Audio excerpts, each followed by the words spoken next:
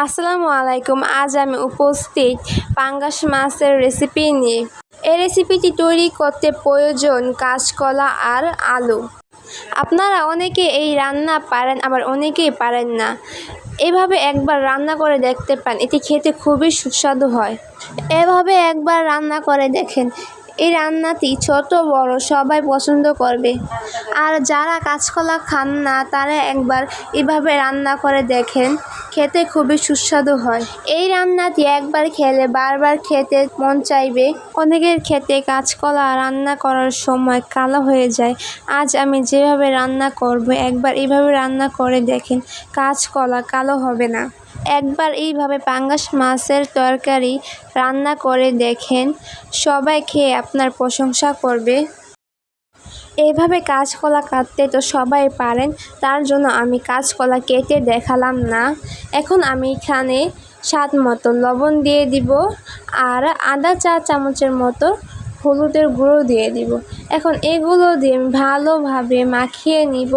এইভাবে যদি কাঁচকলা কেটে মাখিয়ে নেন তাহলে কাঁচকলা রান্না করলে কালো হবে না। এখানে আমি দুটি বড় সাইজের আলু লম্বা করে কেটে ধুয়ে নিয়েছি। এখন আমি আধা চা চামচ রসুন বাটা দিয়ে দিব আর স্বাদ মতো লবণ দিয়ে দিব। এখন এগুলো দিয়ে ভালোভাবে মাখিয়ে নিব।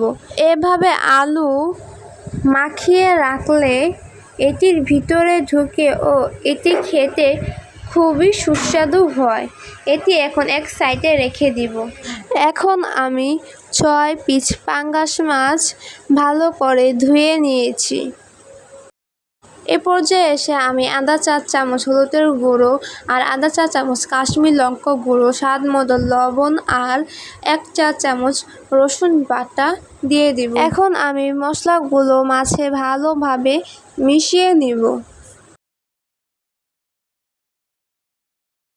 মাছে মশলা মাখানো হয়ে আসলে এখন আমি এটি এক সাইডে রেখে দিব। এখন আমি যে কাঁচকলাগুলো মাখিয়ে রেখেছিলাম সেগুলো এখন পানি দিয়ে ভালোভাবে ধুয়ে নিব। ভালোভাবে ধুয়ে নেবেন যাতে এটির কোনো কষ না থাকে। দেখতেই পাচ্ছেন কাঁচকলা কালো হয় নাই। এখন আমি এইভাবে 3 বার ধুয়ে নিব। কাঁচকলা আমার ধোয়া হয়ে গেছে। এখন আমি এটি এক সাইডে রেখে দিয়ে চুলায় আমি একটি প্যান বসিয়ে দিব। চুলা আঁচ বাড়িয়ে তেল গরম করা হয়ে আসলে আমি পাঙ্গাস মাছগুলো দিয়ে দিব। এখন পাঙ্গাস মাছ দিয়ে উল্টিয়ে নিয়ে ভালোভাবে ভেজে নেব। একেবারে কড়া করে ভাজবেন না, হালকা ভেজে নেব। আমার মাছ ভাজা হয়ে এসেছে। এখন আমি মাছগুলো উঠিয়ে ফেলবো। দেখতেই পাচ্ছেন আমি হালকা করে মাছ ভেজে নিয়েছি। এখন আমি একই তেলে আলুগুলো দিয়ে দিব। আলুগুলো দিয়ে এখন আমি ভালোভাবে হালকা ভেজে নিব। আলু ভাজা হয়ে আসলে এখন আমি আলু উঠিয়ে ফেলবো। কড়াইতে আমি এখন তেল দিয়ে দিব। তেল গরম হয়ে আসলে আমি কাঁচকলাগুলো দিয়ে দিব। কাঁচকলা হালকা করে ভেজে নেব। কাঁচকলা ভেজে নিলে এই স্বাদটা দ্বিগুণ বেড়ে যায়। কাঁচকলা ভাজা হয়ে গেছে। এখন আমি কাঁচকলা উঠিয়ে ফেলবো। দেখতেই পাচ্ছেন আমি কিভাবে কাঁচকলা হালকা করে ভেজে নিয়েছি। এখন আমি চুলায় একটি কড়াই বসিয়ে সরিষার তেল দিয়ে দিব। এখন সরিষার তেল গরম হয়ে আসলে পেঁয়াজ কুচি দিয়ে দিব। এখন আমি পেঁয়াজ বেরেস্তা করে নেব। পেঁয়াজগুলো হালকা বাদামি কালার হয়ে আসলে আমি তেল ছড়িয়ে উঠিয়ে ফেলব।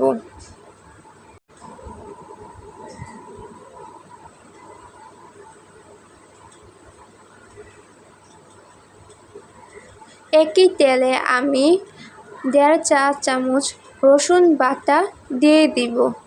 এখন রসুন বাটা তেলে ভালোভাবে হালকা ভেজে নিব। আর দিয়ে দিব 1 চা চামচ পেঁয়াজ বাটা। এখন আমি এগুলো দিয়ে ভালোভাবে মিশিয়ে নিয়ে 1 চা চামচ হলুদের গুঁড়ো দিয়ে দিব। এগুলো দিয়ে অনবরত নাড়তে হবে যাতে এটি পড়ে না যায়। হালকা ভাজা হয়ে আসলে এই পর্যায়ে এসে পানি দিয়ে দিব। এখন দিয়ে দিব 1 চা চামচ কাশ্মীর লঙ্কা গুঁড়ো। এখন ভালোভাবে এটি নেড়ে ভেজে নিব। এখন মশলা থেকে হালকা তেল ছেড়ে দিলে 1 চা চামচ ধনিয়ার গুঁড়ো দিয়ে দিব। এখন আমি ধনিয়ার গুঁড়ো দিয়ে ভালোভাবে মিশিয়ে ভেজে নিব। আর দিয়ে দিব স্বাদ মতন লবণ। লবণটা এখানে কম দিবেন, কারণ মাছে আর সবজিতে লবণ দেওয়া আছে। মশলাগুলো ভালোভাবে ভেজে নিয়েছি, দেখতে পাচ্ছেন মশলা থেকে তেল বের হয়ে গেছে। এখন আমি একটি টমেটো কেটে নিয়েছি, টমেটোগুলো দিয়ে দিব। টমেটো দিয়ে হালকা একটু ভেজে নিব। 1 মিনিটের মতো আমার টমেটো ভেজে নিয়েছি। এখন আমি দিয়ে দিব যে আলুগুলো ভেজে রেখেছিলাম, আলুগুলো দিয়ে দিব। আলু আর কাঁচকলা আমি দিয়ে দিয়েছি। এখন এগুলো দিয়ে আমি ভালোভাবে মশলা মিশিয়ে নিব। মশলা মেশানো হয়ে আসলে চুলার আঁচটা মিডিয়াম রেখে এখন আমি মরিচ কেটে দিয়ে দিব। আমি ঢাকনা দিয়ে 2 মিনিটের জন্য ঢেকে রেখে দিব। 2 মিনিট পর ঢাকনাটা সরিয়ে নিব। দেখতে পাচ্ছেন সবজি থেকে পানি ছেড়ে দিয়েছে। এখন আমি এগুলো ভালোভাবে নেড়ে নিব। এই পর্যায়ে এসে আমি পরিমাণ মতো গরম ফুটন্ত পানি দিয়েছি।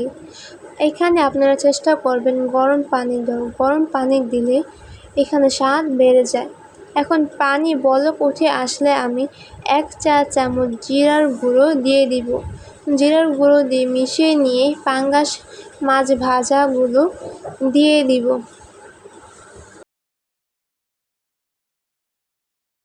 এখন আমি পাঙ্গাস মাছ ভাজা দিয়ে বলক উঠে আসলে ঢাকনা দিয়ে ঢেকে 5 মিনিটের জন্য রেখে দিব। 5 মিনিট পর আমি ঢাকনা উঠিয়ে ফেলব। দেখতে পাচ্ছেন অনেক সুন্দর হয়েছে কালারটা। এখন আমি উপর দিয়ে ধনিয়া পাতা দিয়ে দিব। এখন আমার এই পর্যায়ে এসে যে পেঁয়াজগুলো বেরেস্তা করে রেখেছিলাম সেগুলো দিয়ে দিব। এই পর্যায়ে এসে আমার তরকারি রান্না করা হয়ে গিয়েছে। এখন আমি এটি আর 1 মিনিটের মতো জাল দিয়ে নামিয়ে ফেলব। 1 মিনিট পর আমার রান্না হয়ে গেছে, দেখতেই পাচ্ছেন কি সুন্দর হয়েছে। এটি দেখতে যেমন সুন্দর, খেতে তার থেকেও দ্বিগুণ সুস্বাদু। এইভাবে একবার আপনারা বাসায় ট্রাই করে দেখতে পারেন, খেতে খুবই সুস্বাদু।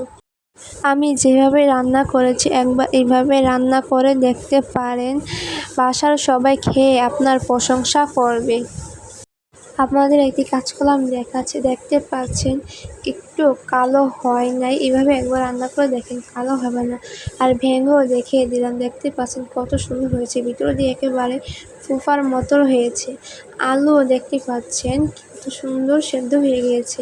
এটি খেতেও খুবই সুস্বাদু হয়েছে। আর যারা নতুন রাঁধুনি তারা এই ভিডিওটি A to Z দেখলে আপনারাও রান্না করে নিতে পারবেন। আর এই ভিডিওটি যদি ভালো লেগে থাকে তাহলে খুশি হয়ে মন থেকে সাবস্ক্রাইব অ্যান্ড লাইক করবেন। আশা করি সুস্থ থাকবেন ও ভালো থাকবেন। নেক্সট ভিডিওতে আবারও দেখা হবে। তাহলে আজ এই পর্যন্তই। সাবস্ক্রাইব অ্যান্ড লাইক করবেন।